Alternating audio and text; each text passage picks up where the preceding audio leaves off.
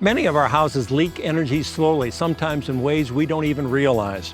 We're going to help you take a look at your home as a whole system, finding areas that need a tune-up, and to show you low and no-cost ways to improve performance and energy efficiency. It's always a good idea to start your assessment outside with the exterior of your home.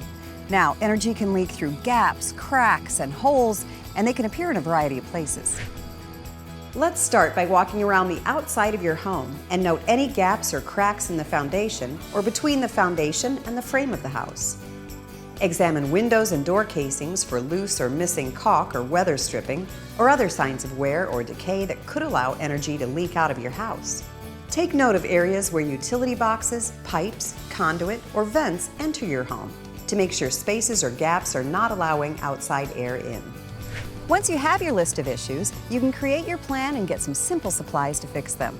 Often caulk for the small cracks, expanding foam for the larger gaps, and some updated weather stripping materials will do the trick to seal up those sneaky leaks.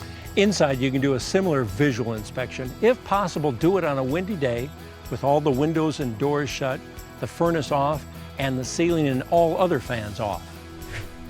On the main floors and living areas, inspect closed doors to the outside for any visible gaps or cracks and feel around the doors for air. Do the same with windows. Also be sure to note any loose window panes. This is a common issue in older homes. And take a close look at the condition of weather stripping and tightness of window seals when latched.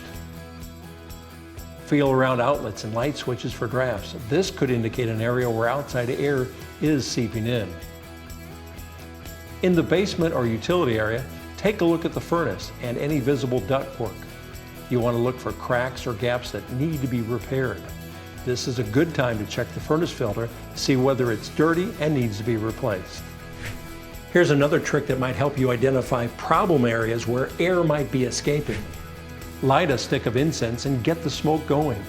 Run the stick around doors, windows, switches, or other suspected problem areas. If the smoke is blown in or drafted out, you have an air leak. This is an area that could use weather stripping, caulk, or some other type of sealant to stop the leak. I've got my list. How about you? I do too. Let's get what we need and get started. Sounds good.